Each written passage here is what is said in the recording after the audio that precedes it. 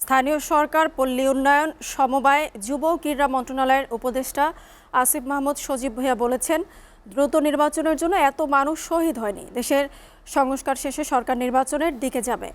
সকালে ঠাকুরগাঁয়ের বালিয়াডাঙ্গি উপজেলা পরিষদ হলরুমে শীতবস্ত্র বিতরণকালে কথা বলেন তিনি। উপদেষ্টা বলেন, গণঅভ্যুত্থানে আহতদের চিকিৎসা নিশ্চিতে কাজ করে যাচ্ছে সরকার। সরকারি কর্মকর্তারা ঠিকাদারির সঙ্গে জড়িতদের বিষয়ে উপদেষ্টা বলেন, দেশের বিভিন্ন জায়গায় সরকারি কর্মকর্তারা ঠিকাদারির সঙ্গে যুক্ত হচ্ছেন, এসব নিয়ে কাজ করা হবে। পরে উপজেলার লাইব্রেরি স্থাপনার জন্য 50 লাখ টাকা বরাদ্দ ঘোষণা দেন উপদেষ্টা আসিফ মাহমুদ সজীব ভূঁইয়া। শুধুমাত্র একটা নির্বাচন কিংবা ভোটের জন্য এত মানুষ জীবন দেয়নি। প্রায় 200 শতাধিক আমরা ধারণা করছি আমাদের শহীদ এবং 20,000-এরও বেশি আহত এবং শহীদ পরিবার এবং আমাদের আহতরাও সংস্কারের কথা বলছে।